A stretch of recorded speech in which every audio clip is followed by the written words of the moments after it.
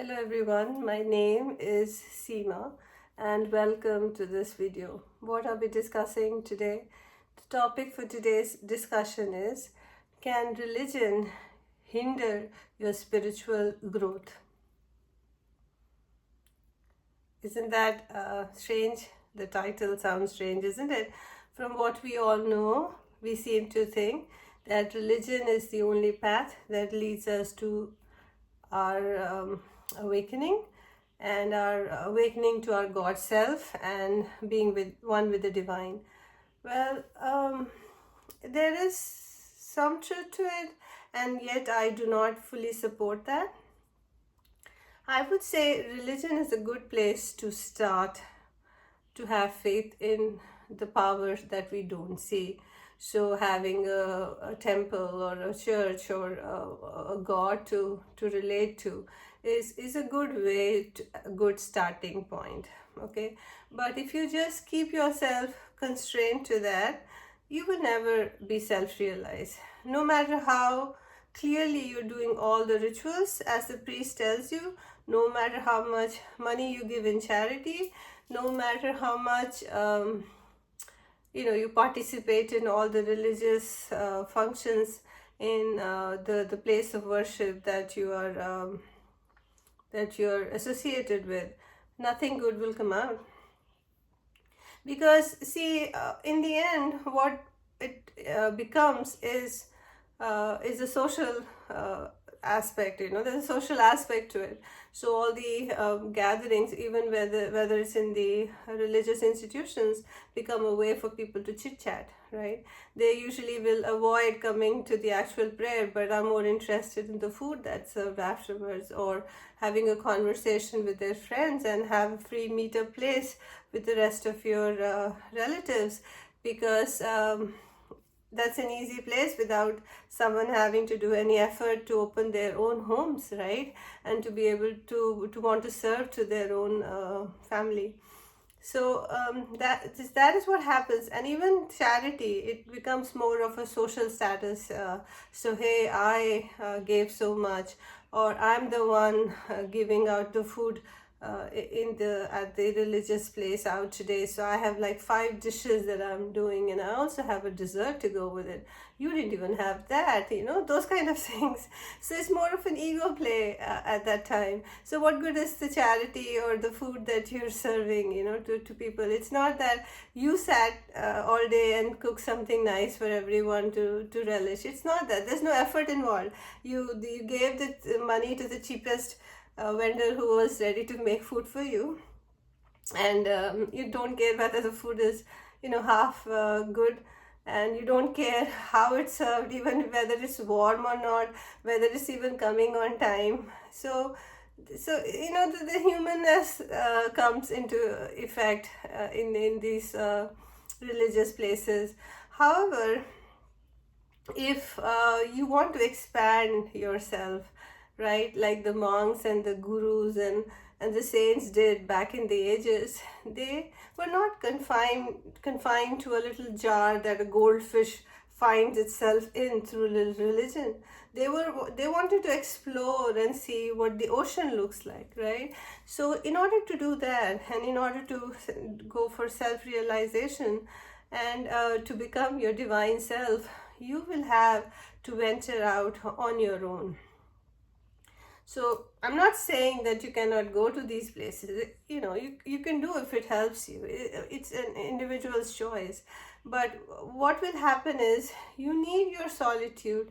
You need to go inside to be liberated from all these people and places who put you in a certain box, and to explore why you are facing certain things in your life, right? If you're out and about with everybody, they're going to force their opinions on you. And if people were that smart, then they wouldn't be struggling themselves. They're just saying something. They're just saying something to look pretty. And half of the time it's just bookish knowledge, half of the time they're just saying something.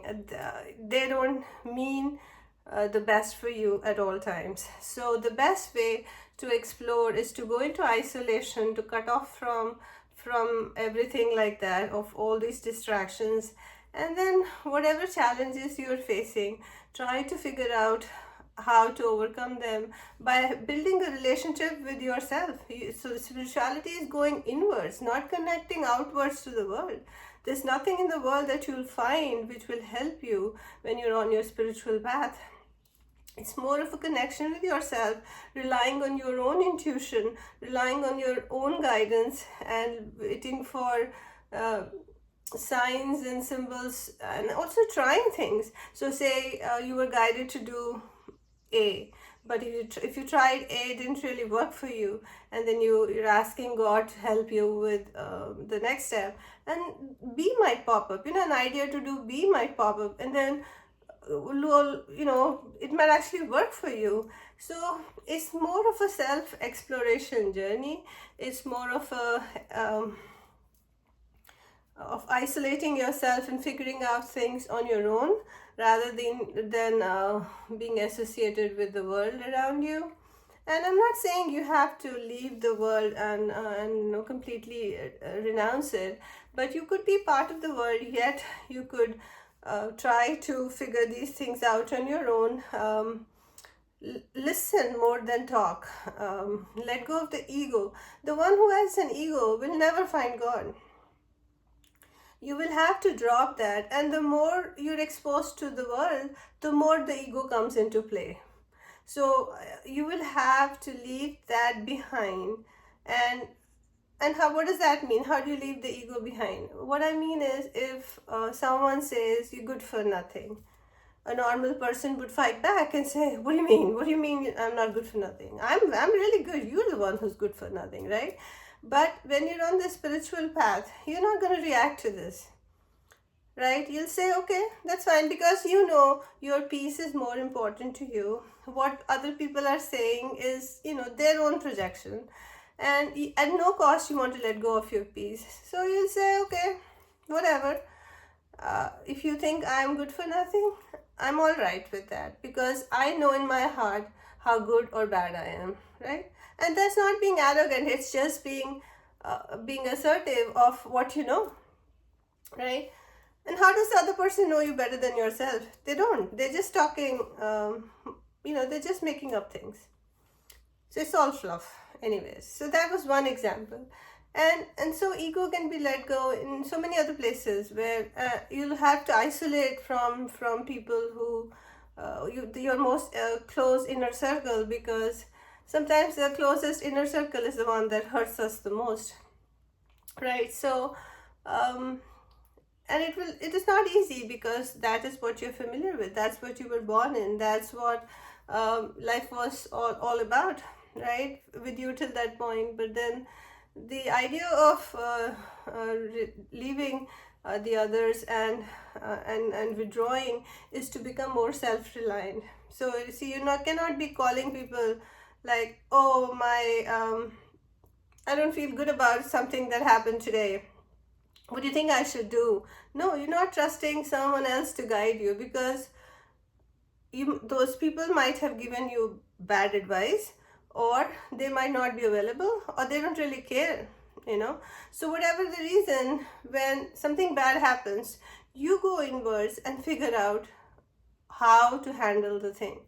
And guess what, we are never alone. We have a whole divine guidance coming in through our spirit guides, all kinds of angels, and God Himself, who's putting us on the right path. And so you'll be surprised when you start to rely on yourself, that things start to work out in your favor, where you realize that the people who were advising you, who were around you, were just sucking your energy. They were just harming you in so many ways, where you were not able to pursue what was right for you, out of fear of being rejected, out of fear of being cornered, out of fear of being yelled at, out of anger that you would face for doing something. So there was no, you didn't feel the freedom. You didn't have the freedom to be who you wanted to be under those circumstances. But once you cut those ties, you realize that they were toxic, and that you on your own can thrive under all circumstances, which will give you so much more confidence. And so you become now self-reliant. You're not depending on the world for your fun and enjoyment. Your happiness is right within you. You're more peaceful, right? So what else does one want? And you're pursuing your dreams, you're manifesting whatever it is that you really want. And God stands right beside you. You're protected, you're safe, and you're loved by the divine, and your life by God's grace suddenly flourishes. And that's the best thing that can happen to anyone. So think about this. This is very deep. And most religions keep us trapped by saying that they trap us under fear, that if you don't do this, something bad will happen. Nothing bad happens. This is just a way to control people. And and the way to know this is, say you are following a religion, right, and they tell you to do a certain ritual. You'll see that people who don't follow that religion, don't do that ritual, are doing fine too. So why is something being imposed on you, right? So that is the way to decipher things for yourself, and not be constrained by the limitation that religion puts upon us. It can be a good tool. I'm not saying that some of the things that they do there is anything wrong. I myself chant the mantras. I still have the idol of my Hindu gods on my altar. I still burn the incense. So there's nothing wrong in it, but don't make your whole life about only this, because that is limiting. That is not how you will become self-realized. Just because on every auspicious occasion you do all the rituals the right way, you're not going to be self-realized because of that. You're not going to become the divine under those conditions. If that was the case, even the priests in all these religious institutions would have been the most happiest. But no, they're not. Right? So the only way to self-realize, to self-awaken, is to heal yourself. And the self-healing, the washing of all the karmic debt happens when you go inwards, when you start to question certain things, which are actually sometimes against what the religious and the social norms are. And you will have to trust that because it's your instinct, and work on it, and see that it's actually so much beneficial. And then with the way you manage your life, you yourself can become a way shower for other people in this world, and an inspiration for other people to lead their life in a certain way. So hope this was helpful. Thanks for watching.